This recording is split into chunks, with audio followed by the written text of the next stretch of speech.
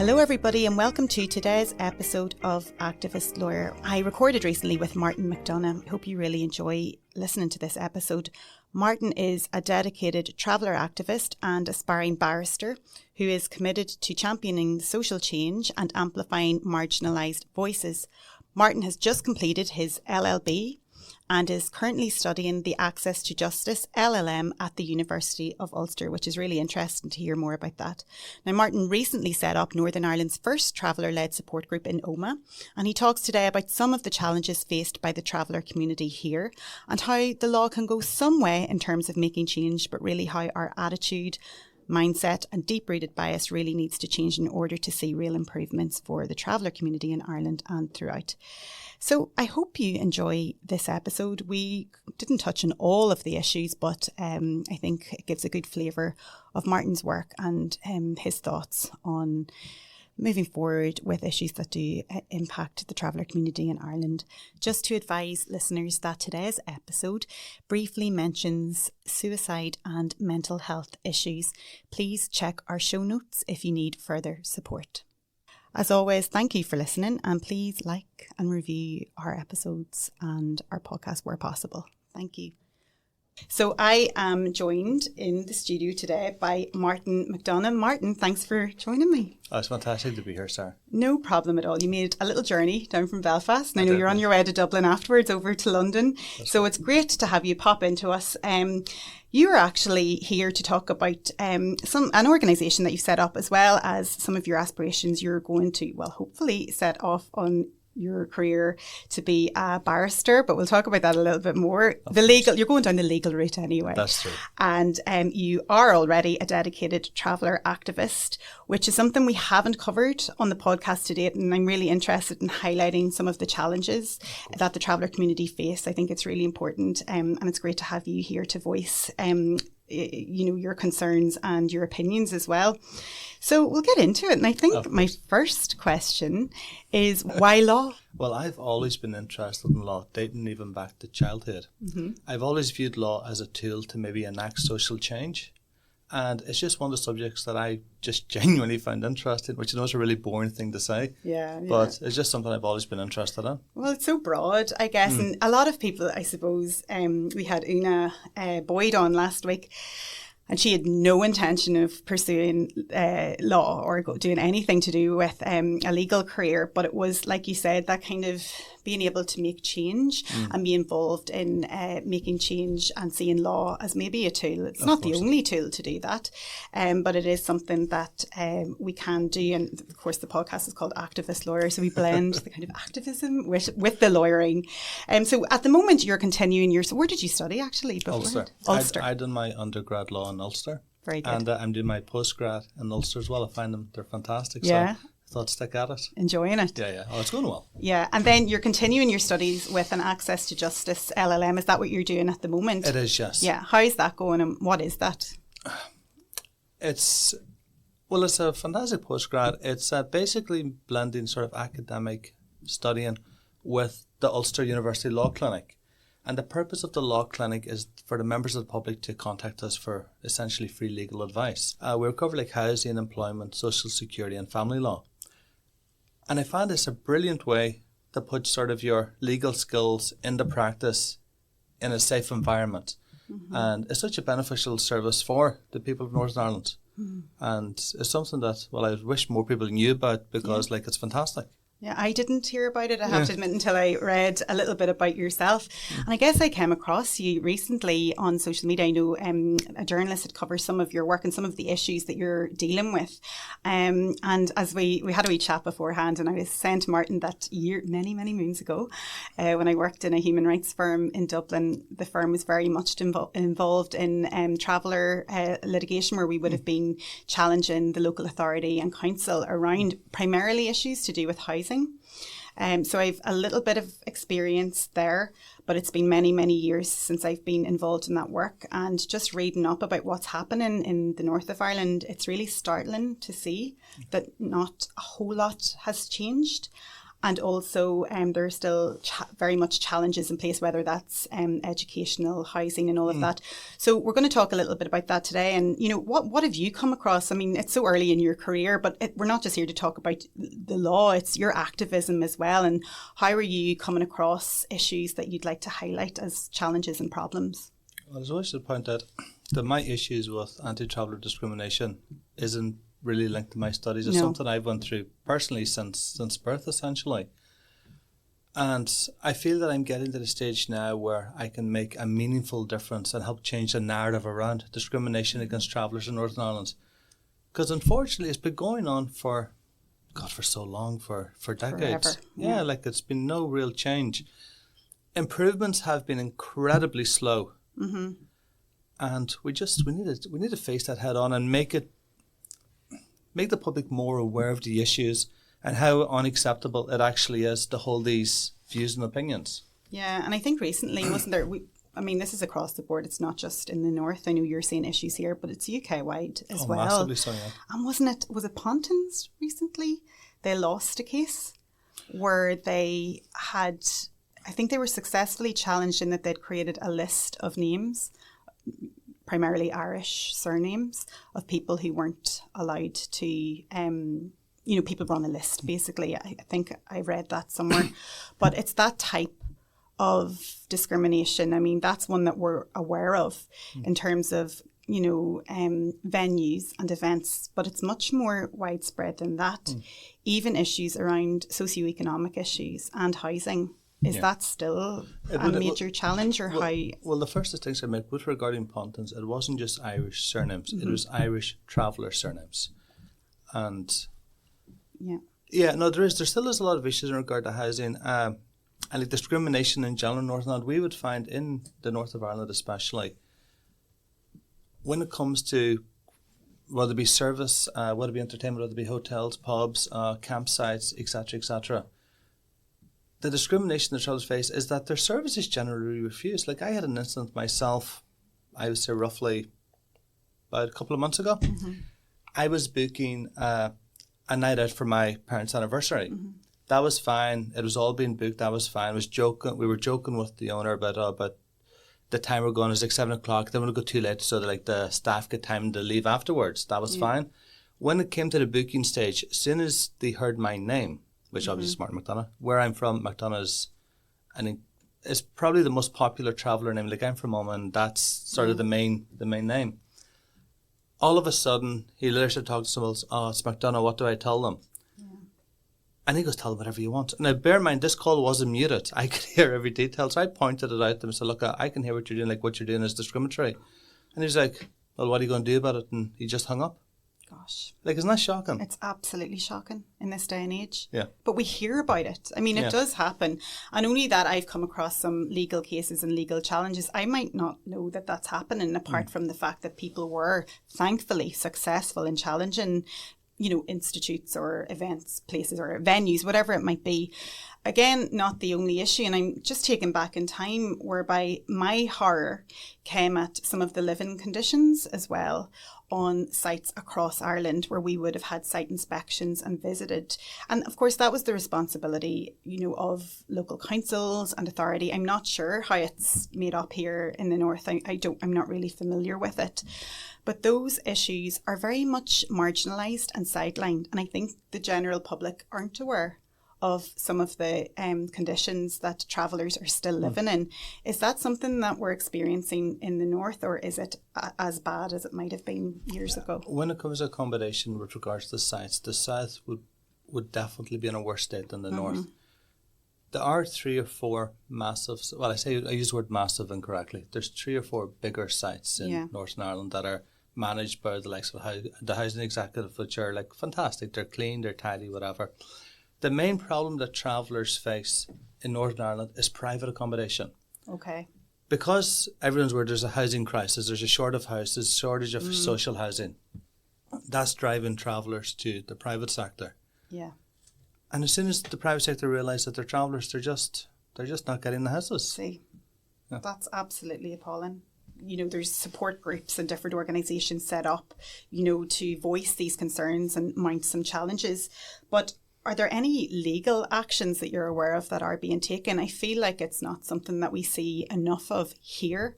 I'm familiar with some of the cases, and we will have a barrister on shortly talking about some of his work in terms of Roma and traveller cases that he's brought. But I don't hear a lot of it here. Is there any way that we can push things on, maybe through litigation as well as advocacy and campaigning, that might make things Well, we'd better? find for a lot of travellers that are refused private housing, because we're so used to being refused stuff, you essentially just, well, they use it often go to it's just you take it on the chin and you roll with it. Yeah. There should be more litigation. We should be taking private landlords to court. I'm sure some are, but it really is the minority. It's just a case of you get refused, on to the next one, on to the next one, and just until you eventually get somewhere that you can find. Yeah, and there are groups I'm aware of that lobby on behalf of anybody who's faced that situation, including members of the traveller community.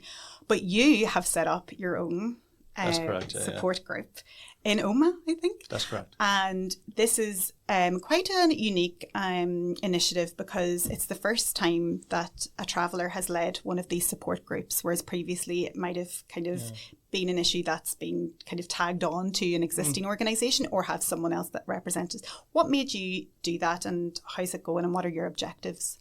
Well, first of all, there's a massive absence of traveller-led projects in Northern Ireland. None existed, none had happened.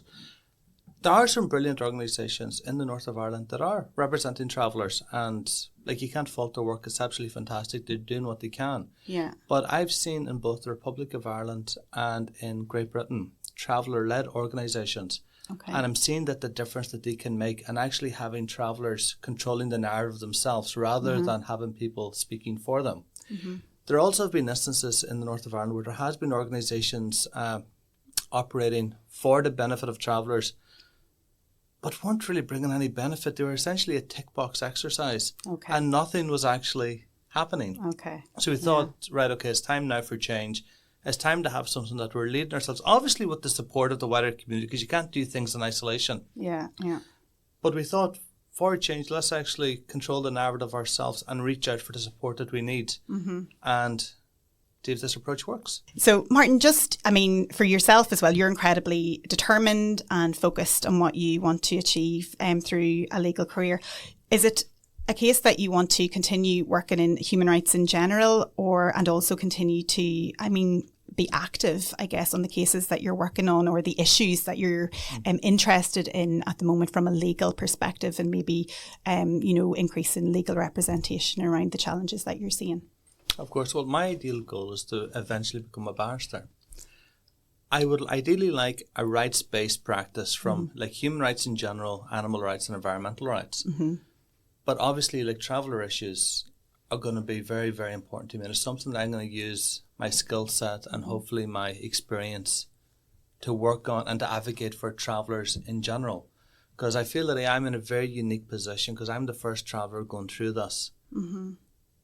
So I will do whatever I can to sort of make it, to make change, to make it work. Absolutely. Yeah. And to bring the skill set that you already have, as you said, is a fantastic asset. And Martin, I suppose we'll not go into figures and statistics, but across Ireland, we do look at mental health as something that's very much at the fore these days. And I do follow some people online who talk about mental health for various different minority communities in Ireland. I know that it's a massive issue, or a big issue among the traveller community. Is that something that you encounter whenever you're talking to people within your organisation? It would be, yes. Mental health, well, it's a massive issue across Ireland in general, but especially among travellers. From all extents, from like the lower levels of depression up until like the really, really high levels where people are suicidal, the amount of travellers, young men in particular, that are committing suicide in the Republic is shocking. Like, it really is shocking. I was reading online, I didn't know the family personally, but I saw it on social media. 2 young traveller girls, 13, 14 years of age, like literally children, committed suicide. Oh, They just whatever they were going through the end of their life, then it came to light that there had been sort of bullying going on in school and bullying online. And unfortunately, they felt that suicide was the only was the only option, which is, like, that breaks my heart completely. And then you also have, as, like, obviously, like, older adults, men, women, like, both. They're suffering so much with their mental health that it's, like, debilitating them. Some are committing suicide. Some are having long-term mental health problems. And it seems to be, it is an issue that they're sort of addressing now. Yeah. But there's still so much more work to be done. And one of the leading things behind this mental health crisis is discrimination. Every single day, travellers are facing unrelenting, blatantly obvious, out in the open discrimination. From going into a shop, from even being online, going to a bar, going through school. Every aspect of their life is blighted by discrimination. And that has taken its toll on people. Yeah. And there's a brilliant traveller activists who are, like, really on the ball with it. They're informing the public. Yeah. And people just don't seem to care. And you're like, well, what more can be done? So prevalent. Oh my God, it's crazy. That's shocking to hear, but not surprising when you're telling us the reason behind it, which is to suffer that level of discrimination on a daily basis. It's not surprising. It's everything. Like, I was chatting to travellers a few weeks ago, and they're just going into the local shops, and from the moment they arrive, the security guards start following them. And that is such an intimidating thing to do. Of course. And it's kind of get to the stage now where travellers are not really calling them out. They're just dealing with it. They're just having the energy for the fuss of calling it out. Because calling it out in the shop or to the security guard only makes the situation worse. And they just want to get out and get on with their business. But that's just one example of how discrimination is impacting every aspect of travellers' lives. And it needs to change. It has to stop. Yeah. So, Martin, we touched on some of the challenges facing the traveller community in Ireland and in the UK when it comes to discrimination. I'm keen to learn more about your thoughts on whether more from the traveller community might like to follow in your footsteps and pursue a career like yours, a profession in law, for example. Are there any challenges or issues you can discuss? Well, to touch on the law question first, yes, I actually haven't noticed it firsthand. I would have nieces and nephews that are getting to that stage now where they're deciding what they want to study and go ahead. And they've started mentioning to me that they're showing an interest in law. Now, my daughter, she does make me laugh. Now, bear in mind, she's only 6, right? Oh. So, like, I'd want to be like that. I want to be a lawyer. But, like, literally in the next sentence, she also wants to be a princess. Of course, what I mean? Yes, the princess lawyer. Why not? Of course, why not? But it's shown that there is a little change happening firsthand. Yeah. A very important point about the third level education, there are travellers in third level education, but they have to hide their identity, or they feel like they have to hide their identity to be accepted or to succeed. That is a massive difficulty that we have to overcome. And basically to say to people, look, you can be proud of who you are, study what you like, you can achieve whatever you want to achieve. But I've been speaking to travellers both, well, on the island of Ireland in general and in GB, who are in professional jobs, accountancy, different areas, law, medicine, etc. And they don't tell people who they are for the fear of discrimination. Like, there's one particular instance that happened recently. I was speaking with this young gypsy woman from England. She's a receptionist. Fantastic job. She's loving it. But she was basically told if these certain people try to book a room, refuse them. Yeah. And she noticed that her surname was on the list. And obviously her employer didn't realise that she was from a traveller background. But she had to roll with it because she felt if she had to voice her opinion on it, she would have lost her job. And with the whole cost of living crisis, I can't blame people for wanting to hide who they are because the discrimination is rife. Yeah. And it is going to take years, and it's going to take activism, it's going to take determination to change the narrative. Because, look, be yourself, be who you are. You won't be discriminated against. Yeah. And that is a challenge. It is a challenge. It really is. And it's harrowing to hear that that's something for anybody to have to deal with in their job. But obviously, as you said, it is an issue. In terms of law, well, this was our podcast, activist lawyer. Somebody recently called it that they were activist lawyering. It's a term I hadn't heard.